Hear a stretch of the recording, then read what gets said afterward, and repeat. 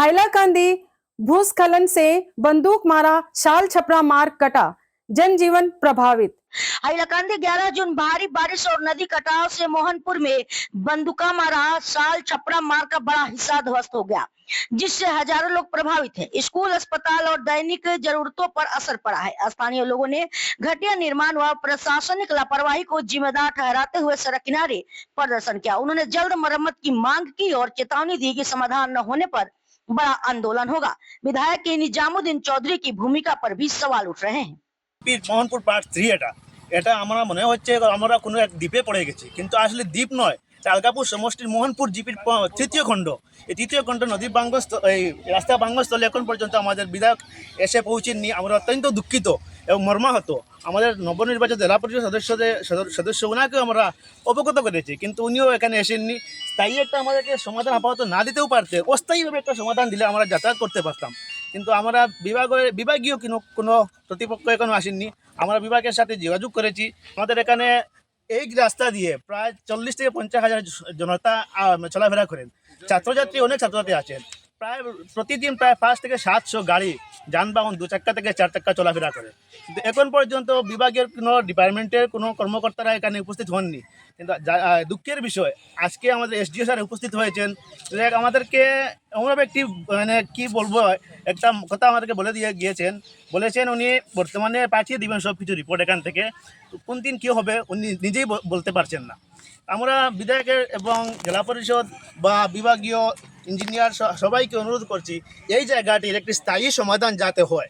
না, স্থায়ী সমাধান যদি না হয় তাহলে প্রত্যেক বছর এই জায়গাতে একটি বাঙ্গন দেখা দেবে। কারণ অতি পুরানো রাস্তা, এখানে যদি বাঙ্গন হয়ে গেছে, এদিকে আগে জল যেত। এখানে ইঞ্জিনিয়ার এসে কি আপনাদেরকে আশ্বাস দিয়েছেন বা আপনারা কি? ইঞ্জিনিয়ার আপাতত কোনো আস্থা আমাদেরকে দিয়ে যাননি।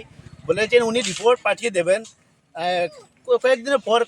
কোন দিন কাজ হবে উনি নির্দিষ্ট দিতে পারেননি। দেখুন ভাই, বর্তমানে যদি আমাদের এখানে কোনো রোগী নিয়ে হাসপাতালে যাতায়াত করা হয় বা কোনো রাস্তা নেই, রোগী নিয়ে যাওয়ার কোনো রাস্তা নেই।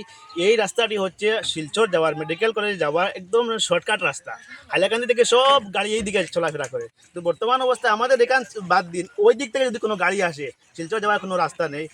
আমরা বিভাগের দৃষ্টি আকর্ষণ করে বলছি, আপনারা ছাত্রছাত্রীর দিকে চান, রোগীদেরকে দিকে চান, এই ওনাদের দিকে চেয়ে রাস্তাটি খুব শীঘ্রই রাস্তাটি আমরা মেরামত করে দিন, এই বলে আমার ধন্যবাদ জানাই। আমাদের এখানে যে রাস্তাটা আছে এটা হলো হাইলাকান্দি, প্রায় হাইলাকান্দির লোকের পুরো সম্পর্ক শিলচর পর্যন্ত। এই জায়গা থেকে ডেইলি অনেক মানুষ রোজগারে যায় শিলচর, কিন্তু মানুষ যাইতে পারছে না। কারণ রাস্তাটা এখানে আছে, এই নাসকিরের এখানে হচ্ছে বেশি আর একটা বড় গর্ত হয়েছে। এর মধ্যে হয়েছে আমাদের স্কুলে এখান থেকে প্রচুর ছাত্র আলগাপুর যায়, বা আলগাপুর অনেক স্কুল আছে, কলেজ আছে।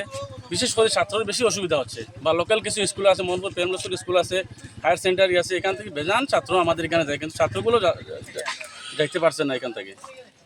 তার জন্য আমি আমার লোকাল এমএলএ আসেন বা আমাদের নবনির্বাচিত জেলা পরিষদ আসেন, তারা দৃষ্টি আকর্ষণ করে বলছি তারা অতি সোনকালে আর যদি তারা যত তাড়াতাড়ি পারেন আমরা এখানটা মেরামত করে দেওয়ার জন্য আমি তার কাছে অনুরোধ করছি। আমরা ডিসি মহোদয় আছেন, আমাদের মাননীয় মুখ্যমন্ত্রী সাহেব বলেছেন যে যদি কোনোখানে রাস্তা গর্ত হয়ে থাকে লগে লগে ফোন করার জন্য বলছেন, বা এই জায়গার ফটো বা কোনো ভিডিও করে দেওয়ার জন্য বলছেন। যদি এরকম কোনো সুযোগ থাকে বা তাড়াতাড়ি আমরা এই রাস্তাটা মেরামত করে দেওয়ার জন্য অনুরোধ করছি। এখানে যে ডিপার্টমেন্টের ইঞ্জিনিয়ার বা এসডিও সব এখানে উপস্থিত হয়েছিলেন, কিন্তু তারার মুখ থেকে যে বাইশ বা তারা যেগুলো কথা শুনছি আমরা এখান তো সন্তুষ্ট না। কারণ তারা এই কথা থেকে বোঝা গেছে যে এই কাজটা কোন দিন হবে তারাও কইতে পারেন না। তার জন্য আমরা তারা আমরা ধিক্কার জানাইছি, বা এটার থেকে আমরা খুব দুঃখ হয়েছি যে তার কাছে কোনো সরাহ পাইছি না আমরা।